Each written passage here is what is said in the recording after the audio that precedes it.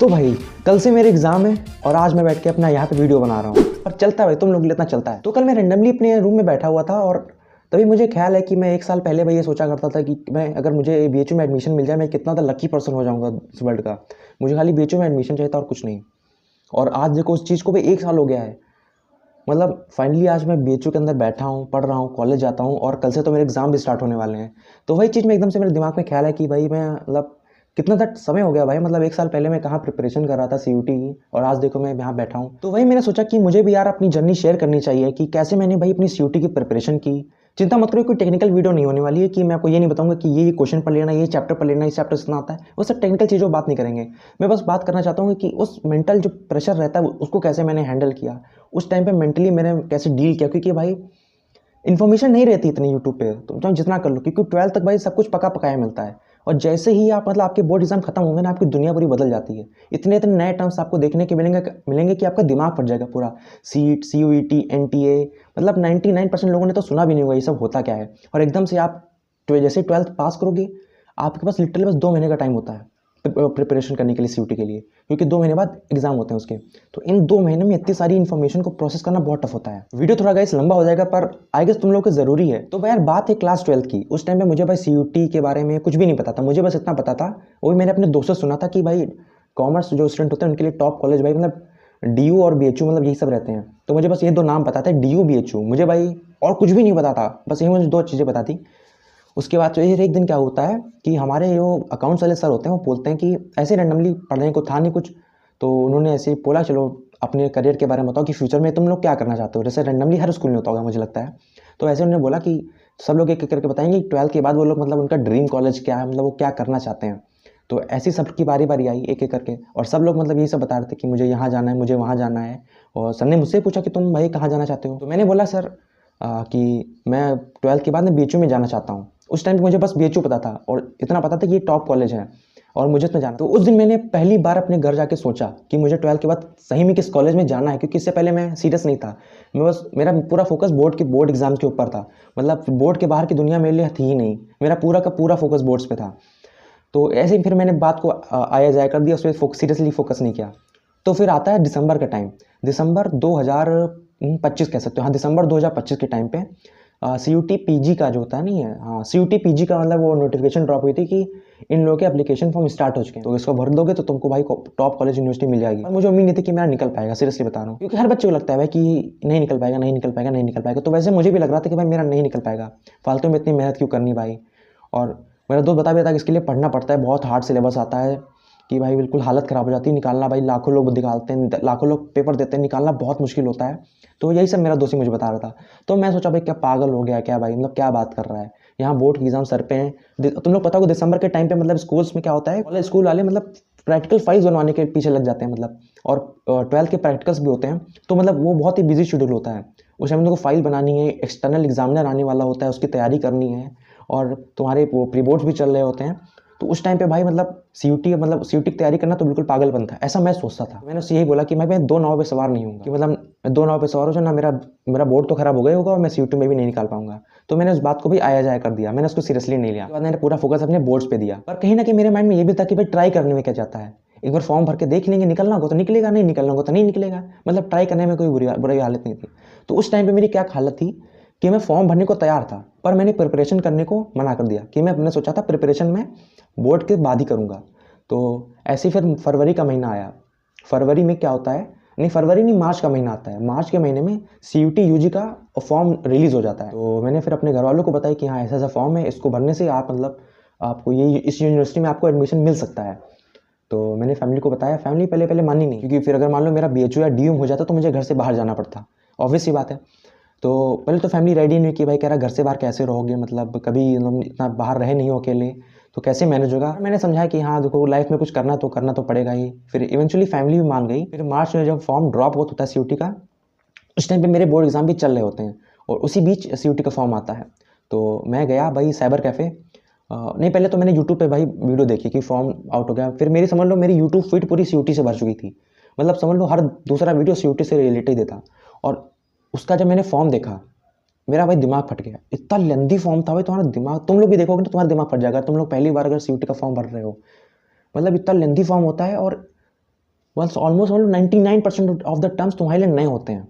तुमने कभी ये टर्म सुने ही नहीं होंगे कि ये सब होता क्या है। दिक्कत की ये बात थी कि मेरे ग्रुप में कोई और फॉर्म भर भी नहीं रहा था जिससे मैं हेल्प ले पाऊँ कि मतलब अगर आपके साथ आस पड़ोस के साथी लोग भी अगर फॉर्म भर रहे हैं तो मतलब कह रहा था थोड़ी हिम्मत बनी रहती, कुछ आपको प्रॉब्लम हुई तो आप अपने दोस्तों से पूछ लोगे कि भाई ये कैसे करना है। बट अनलकीली भाई कि मेरे जो फ्रेंड सर्कल में कोई भी सीयूटी का फॉर्म नहीं, तो मैं पूरा डिपेंडेंट था यूट्यूब पे, और ना ही मेरी फैमिली में किसी ने भाई सीयूटी दिया था, तो फैमिली से भी हेल्प मिल नहीं सकती, तो मैं पूरा का पूरा डिपेंडेंट था यूट्यूब के ऊपर। तो मैं यूट्यूब पे गया और जैसे मैं जो सुनील पांडा सर हो गए, सीयूटी अड्डा 24/7 हो गया, आप लोग उसको भी जानते होंगे, तो वहाँ से मैंने उन ऐसे मतलब करके बहुत सारे चैनलों से देखा कि एप्लीकेशन फॉर्म भरते कैसे हैं। और उसमें मेन दिक्कत है कि मैं भी टेक्निकल चीज़ों पे नहीं जा रहा हूँ, बात कर रहा हूँ वैसे मोटा मोटा बता रहा हूँ कि मेरे साथ क्या हुआ था। वैसे टेक्निकल देखा जाए तो हर एक चीज़ के ऊपर एक प्रॉपर वीडियो बन सकती है, पर मेरा काम वो नहीं है। उसके लिए आपको यूट्यूब पे बहुत सारे चैनल मिल से देखा जाए तो मुझे बात करनी चाहिए कि हर टेक्निकल चीज़ों के ऊपर, तो पर मेरा चैनल फिर बात है, मेरा चैनल फिर एजुकेशनल चैनल बन जाएगा अगर मैं उस टेक्निकल चीज़ों पर बात करने लगा, जो कि मैं नहीं चाहता भाई। और मुझे लगता है बनाना चाहिए, वीडियो ज़रूरी है, क्योंकि इन सब चीज़ों पे भाई यूट्यूब पे इन्फॉर्मेशन नहीं इतनी अवेलेबल है, क्लियरली तो बिल्कुल नहीं अवेलेबल है।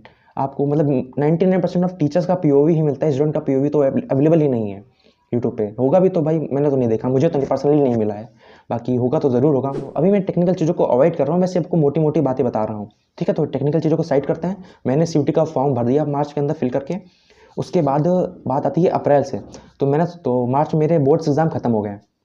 उसके बाद अप्रैल से मैंने सोचा कि प्रिपरेशन स्टार्ट करते हैं। तो पर प्रिपरेशन स्टार्ट करने से पहले सिलेबस भी तो पता होना चाहिए आपको। तो मैं गया भाई सिलेबस चेक करने, और ट्रस्ट मी मुझे सिलेबस ढूंढने में ही एक हफ्ता लग गया कि मुझे पढ़ना क्या है। तो एक हफ्ते तक सिलेबस चेक करने के बाद मुझे पता चला कि सीयूटी में accounts, business studies, economics, English और जनरल एप्टीट्यूड टेस्ट, ये मतलब मेजरली 5 सब्जेक्ट रहते हैं अगर आपको बीकॉम या बीकॉम ऑनर्स करना है। अब इसमें से भाई अकाउंट्स, बिजनेस स्टडीज़ और इकोनॉमिक्स का तो मैंने नाम सुना था, और इसका मोस्टली सिलेबस 11th-12th वाला ही था, मतलब 80% कह सकते हो ये 11th-12th से आने वाला था। तो ये तो मुझे लग रहा था कि हाँ मैं 2 महीने प्रिपेयर कर भी सकता हूँ, इसकी मुझे उम्मीद दिख रही थी। पर मेरी दिक्कत की बात थी इंग्लिश और जनरल एप्टीट्यूड टेस्ट, जिसमें से इंग्लिश तो मुझे आती ही नहीं थी, और जनरल एप्टीट्यूड टेस्ट का तो मैंने पहली बार नाम ही सुना था उस अप्रैल के टाइम में कि ये होता क्या है। उसके बाद मैंने भाई पता किया कि जनरल एप्टीट्यूड टेस्ट क्या होता है, और पता करने के बाद मुझे क्या पता चलता है कि इसके अंदर भाई करंट अफेयर आते हैं, मैथ्स आती है, वो भी क्लास 6 से लेकर क्लास 12 तक की पूरी मैथ एमसीक्यू फॉर्मेट्स में आती है, और भी बहुत हाई लेवल की। ये तो सुन के भाई मेरा सर ही फट गया, क्योंकि भाई मैथ तो मुझे आती ही नहीं, मतलब मेरी मैथ बहुत वीक है। और अगर मेरी सीयूटी जनरल में मुझे सबसे ज़्यादा दिक्कत की है ना, तो भाई ये जनरल एप्टीट्यूड टेस्ट है भाई, इसने सही में मुझे भाई इतना रुलाया है जीएटी ने, जिसकी कोई सीमा नहीं है। अगर ये ना होता तो भाई मेरी सीयूटी जनरल बहुत ईजी थी, मतलब इसको निकालना मेरे लिए इतना टफ नहीं था। पर जितना मुझे जीएटी ने रुलाया है, मैं भाई शब्दों में बयान नहीं कर सकता उसको। भाई इतना दर्द मुझे हुआ है इसको प्रिपेयर करते टाइम, मुझे आज भी मैं सोचता हूँ तो भाई मेरा दिमाग ख़राब हो जाता है कि मैंने भाई कैसे उसको पढ़ा भाई। अगर आप लोग मुझसे फिर से कह दो कि इसका पेपर देना, तो मैं नहीं दे पाऊंगा भाई, वो बस वन टाइम टॉर्चर था मेरे लिए। फिर भी भाई मैंने अपनी प्रिपरेशन स्टार्ट की। मुझे आज भी याद है मैं 6-7 घंटा पढ़ता था डेली, 2 महीने तक डेली मैंने पढ़ा है 6-7 घंटा। पर फिर भी भाई मेरे कोई भी इंप्रूवमेंट नहीं दिख रही थी मुझे, खासकर जीएटी में भाई। मतलब मैं लास्ट को पीआईक्यू सॉल्व करता, पर भाई नो इंप्रूवमेंट दिख रही थी। उल्टा भाई पीआईक्यू सॉल्व करने के बाद तो मेरी भाई मोटिवेशन और गिर जाती थी। मुझे याद है कि मैंने भाई एक वो क्या बोलते हैं पीवाईक्यूज होते नहीं है, टेस्ट सीरीज़ होती है, मैंने वो परचेज़ की थी 700 रुपीज़ की, एक यूट्यूब चैनल था वहाँ से। और उसके अंदर जो पीवाईक्यूज थे, जो रिपीटेड क्वेश्चंस थे, उसको लगा के भाई जो मेरे डिमोटिवेट हुआ ना मैं, मुझे आज याद है 1 मई था, वो 1 मई 2025 भाई, वो दिन भाई मैं पूरा टूट गया था। फिर उस दिन मैंने भाई बैठ के पूरे दिन रात सोचा कि क्या मुझे सही में जीएटी करना चाहिए कि नहीं करना चाहिए। जनरल एप्टीट्यूड टेस्ट जो होता है वो ऑप्शनल था, मतलब कंपलसरी नहीं था कि आपको ये लेना ही लेना है, अगर आप चाहो तो ये सब्जेक्ट स्किप कर सकते हो। पर इसके साथ एक डिसएडवांटेज ये था कि अगर आप जनरल एप्टीट्यूड टेस्ट स्किप करते हो तो आप बीएचयू में एडमिशन आपको नहीं मिलेगा। बीएचयू में ऑनर्स एडमिशन लेना है तो आपको जनरल एप्टीट्यूड टेस्ट देना कंपलसरी है। आप डीयू में आप जा सकते हो बिना जनरल एप्टीट्यूड टेस्ट के लिए, क्योंकि डीयू में जनरल एप्टीट्यूड टेस्ट नहीं मांगते हैं।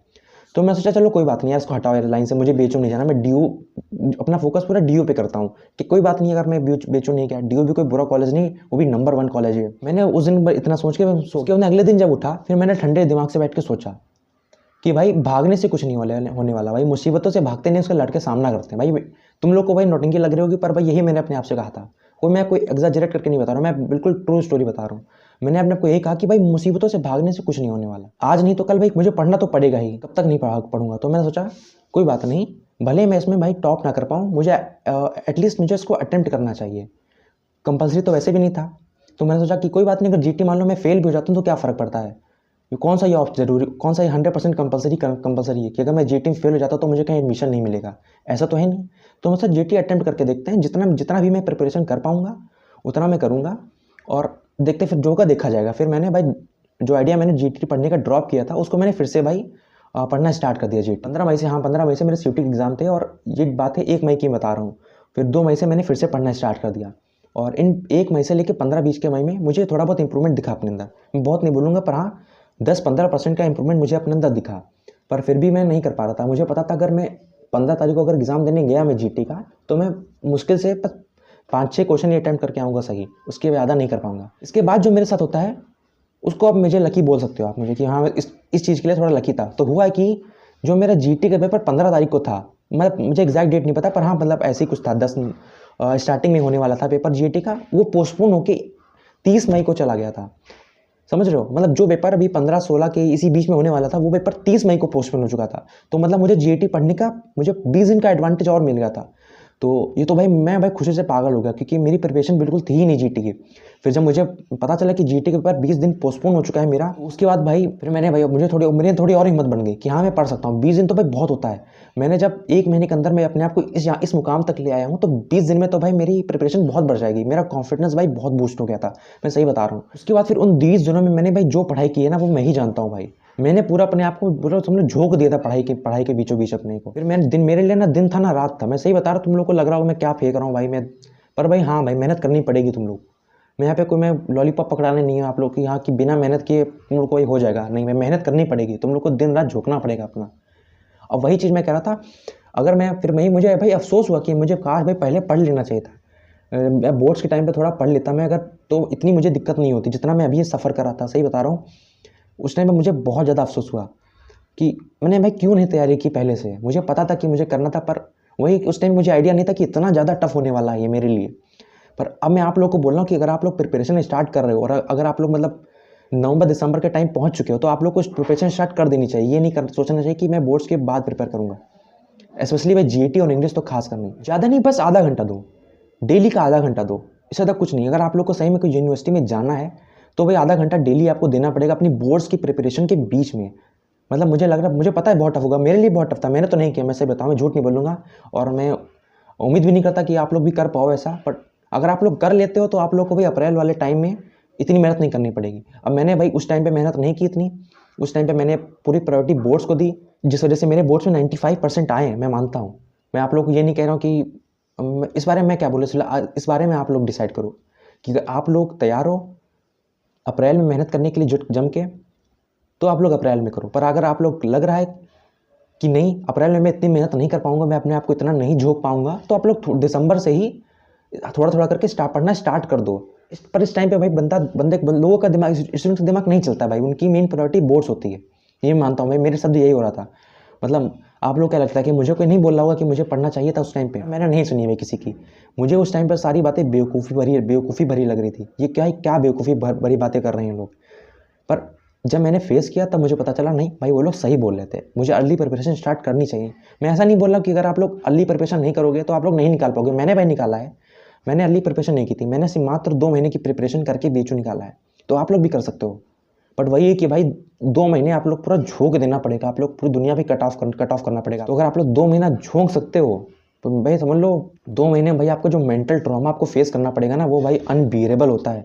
तो अगर आपको लगता है कि आप लोग वो ट्रॉमा बियर कर सकते हो तो भी करो, क्योंकि बोर्ड्स इंपॉर्टेंट है भाई। अगर आपको लग रहा है कि नहीं भाई मेरी बोर्ड्स प्रिपरेशन इतनी अच्छी नहीं है, मेरे लिए बोर्ड्स बहुत ज़्यादा इंपॉर्टेंट है, तो आप लोग बोर्ड्स प्रिपेयर करो। फिर बोर्ड्स खत्म होने के बाद आप लोग सीयूटी प्रिपरेशन स्टार्ट करना। पर भाई अगर करना तो भाई ईमानदारी से। तो अभी भाई मैंने जितना कुछ भी बताया आप लोग उसको मैं अगर कंक्लूड करूँ तो मेरे सजेशन यही रहेगा कि अगर आप लोग अपनी 12th में आधा घंटा डेली का निकाल पा रहे हो, मतलब दिसंबर से मान लो, दिसंबर से आप लोग डेली का आधा घंटा निकाल पा रहे हो तो भाई आप लोग निकाल लो। सबके लिए नहीं कर रहा, सबकी लाइफ अलग अलग होती है, तो कोई टाइम नहीं निकाल पाता। मैं भी नहीं निकाल पा रहा था।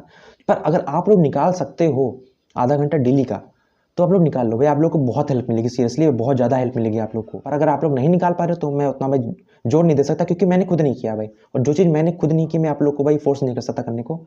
तो यही रहेगा, क्योंकि निकाल सकते हो तो भाई बहुत बेटर रहेगा। अगर नहीं निकाल पा रहे हो तो अभी अप्रैल से स्टार्ट करना, पर जम के स्टार्ट करो। उसके बाद भाई मेरा फिर एग्ज़ाम दिए, उसके बाद होपफुली 5 जुलाई को रिजल्ट आया सीयूटी का, उसके बाद 8 अगस्त को बीचू का रिजल्ट आया, और BHU मेरा हो गया सिलेक्शन, उसके बाद में BHU आ गया। तो यही थी मेरी भाई CUT स्टोरी। आई होप आप लोगों को कुछ नया सीखने को मिला होगा इस स्टोरी से, और कोई भी डाउट हो तो आप लोग मुझे कमेंट सेक्शन में पूछो, मैं बताऊंगा। तो मिलते हैं भाई अगली वीडियो में, तब तक के लिए बाय बाय।